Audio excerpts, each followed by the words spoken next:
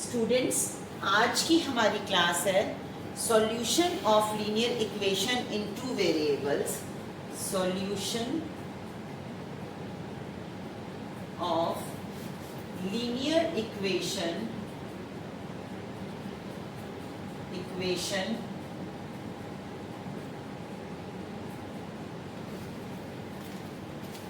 in two variables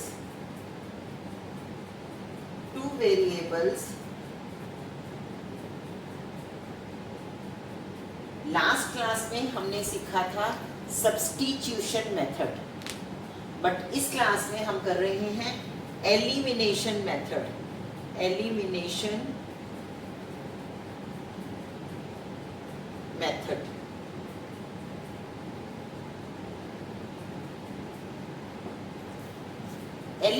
method, सबसे पहले we try to understand that what is the meaning of elimination.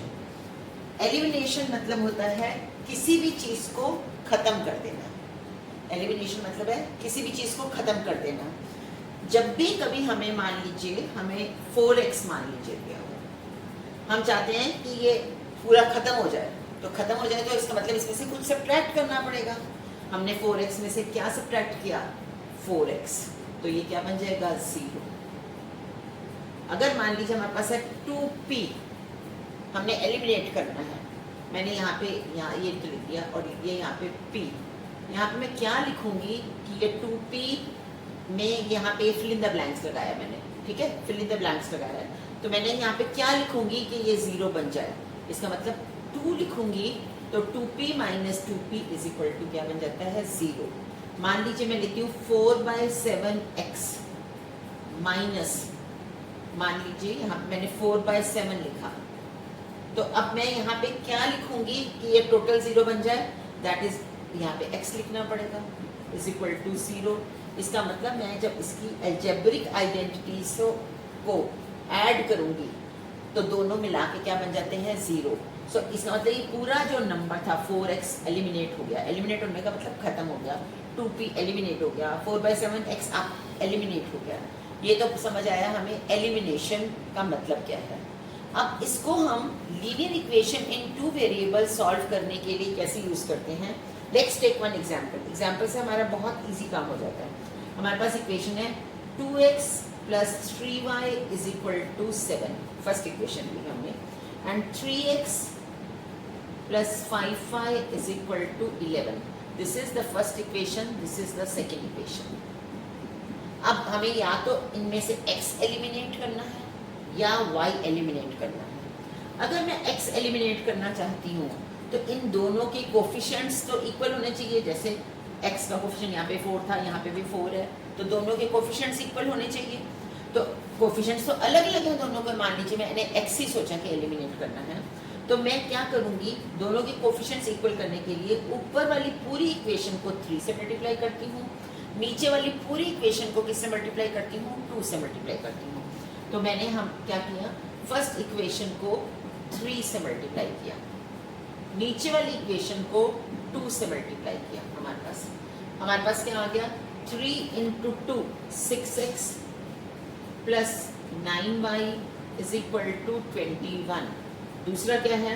6x, अब 2 से multiply किया, तो ये नहीं कि खाली 3 को, क्योंकि 3 तो हमें इक्वेट करना था तो हमने मल्टीप्लाई कर दिया, बाकी सबको छोड़ दिया। बाकी सबको भी पूरी की पूरी इक्वेशन इज इक्वल टू के इस तरफ भी और इस तरफ भी पूरी इक्वेशन को मल्टीप्लाई करना पड़ेगा। 2 से मल्टीप्लाई किया पूरी इक्वेशन को, तो +10y = 22। पर हमारा काम तो भी नहीं बना। हमारा काम क्यों नहीं बना? क्योंकि ये 6x पॉजिटिव है और ये 6x भी पॉजिटिव है। अगर हम इन दोनों इक्वेशंस को ऐड करेंगे तो हमारा 12x बन जाएगा। पर हमें तो एलिमिनेट करना है, हमें x को हटाना है। x को हटाने के लिए हमें इसका ऑपोजिट साइन लेना पड़ेगा। तो एक इक्वेशन में हम क्या करते हैं? इसको माइनस कर देते हैं। ये जो माइनस मतलब चेंज किया मैंने, क्योंकि मैं कभी भी किसी इक्वेशन में एक को नहीं चेंज कर सकती, मुझे तीनों को चेंज करना पड़ेगा। तो इसको भी साइन चेंज करके, मैं जो साइन चेंज करती हूँ उसको नीचे लिखती हूँ, और इसको भी मैंने क्या कर दिया? माइनस कर दिया। तीनों को मैंने माइनस किया। अब जरा देखती हूँ इसको क्या होगा मेरे पास। 6x - 6x जो चेंज हुआ है सिर्फ उसको कंसीडर करेंगे, पहले वाले को नहीं। कैंसिल हो गया आपस में। 9y माइनस 10y, एक नंबर प्लस का और एक नंबर माइनस का होता है तो हमेशा हम माइनस करते हैं और बड़े वाले नंबर का साइन आता है 10 माइनस 9 करते हैं तो 1 आता है 1y, बट बड़े वाले का तो माइनस 1y, माइनस 1y को हम बार बार माइनस 1y ना लिख के माइनस y लिखते हैं, हमें पता ही है, तो हमारे पास आ गया माइनस y। 21 माइनस 22, अब मैंने कहा एक प्लस का नंबर है एक माइनस का नंबर है तो माइनस करेंगे, 22 में से 21 माइनस किया 1 तो बड़े वाले का साइन आएगा तो माइनस 1। सो माइनस और माइनस आपस में कैंसिल हो गए तो y is equal to 1। So हमारे पास y is equal to 1 is the solution for y। Now we have to find the solution for x also. So हम इसको फर्स्ट इक्वेशन इसमें भी डाल सकते हैं इसमें भी डाल सकते हैं, वो हमें कोई फर्क नहीं पड़ता, इसमें डालते हैं। Now we like put like this 2x plus 3y is equal to 7। अब हमने इसको 2 इंटू 2x तो 2x ही रहेगा प्लस 3y के बदले क्या डाला हमने, y के लिए सब्स्टिट्यूट किया 1 is equal to 7। 2x plus 3 is equal to 7, 2x is equal to 7 minus 3, 2x is equal to 4, x is equal to 4 upon 2, so this is equal to 2. So now we write the solutions as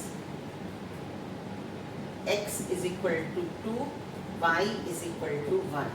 This is the solution for this pair of linear equation. अब एक example के अलावा कोई दूसरा example भी लेते हैं कि उस एग्जाम्पल में क्या होता है। अब हम सेकेंड एग्जाम्पल लेकर देखते हैं x plus 2y is equal to 12 and 2x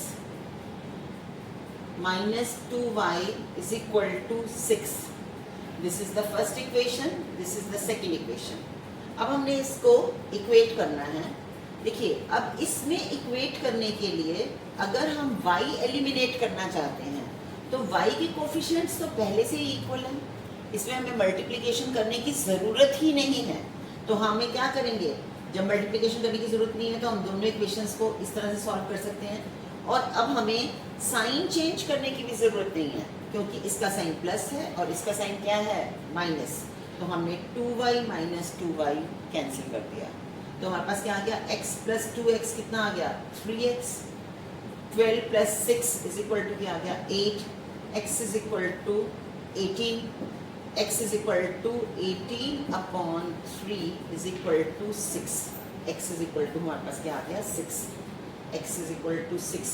Put this value of x is equal to 6 in any of these equation. Put the value of x in any equation. अब जब किसी भी equation में हमने इसको पुट किया तो अब हमारे पास क्या आ जाएगा 6x plus 2y is equal to 12। तो x की वैल्यू हमने 6 plus 2y is equal to 12 आ गया। नेक्स्ट स्टेप में क्या करेंगे, इसको माइनस करेंगे तो 2y is equal to 12 minus 6 and 2y is equal to 6, so y is equal to 6 upon 2 is equal to 3। तो हमारे पास सॉल्यूशन क्या आ गया, हमारे पास ये सॉल्यूशन आ गया x is equal to 3, x is equal to 6, x is equal to 6 and y is equal to 3 is the solution of this equation।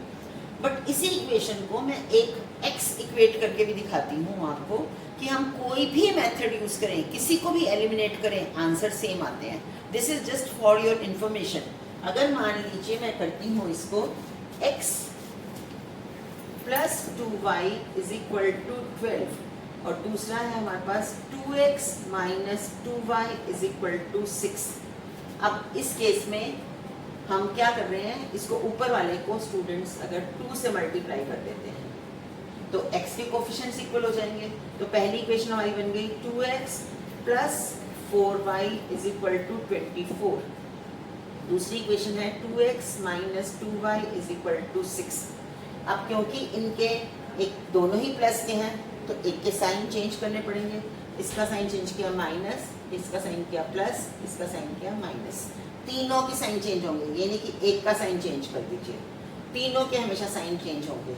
उस case में हमें साइन चेंज करने की ज़रूरत ही नहीं थी क्योंकि साइन पहले से ही ऑपोजिट थे एक दूसरे के। अब 2x माइनस 2x कैंसिल हो गया। मैंने कहा हम x को एलिमिनेट करने की कोशिश कर रहे हैं। 4 plus 2y 6y is equal to 18, y is equal to 18 upon 6 is equal to 3। So इस केस में y इज इक्वल टू 3 आ गया। अब हम इसकी y इक्वेशन फर्स्ट में पुट करते हैं। x plus 2y is equal to 12, तो हमारे पास आ गया x plus 2 into 3 is equal to 12, x plus 6 is equal to 12 and x is equal to 12 minus 6 is equal to 6। तो x की वैल्यू 6 और y की वैल्यू 3।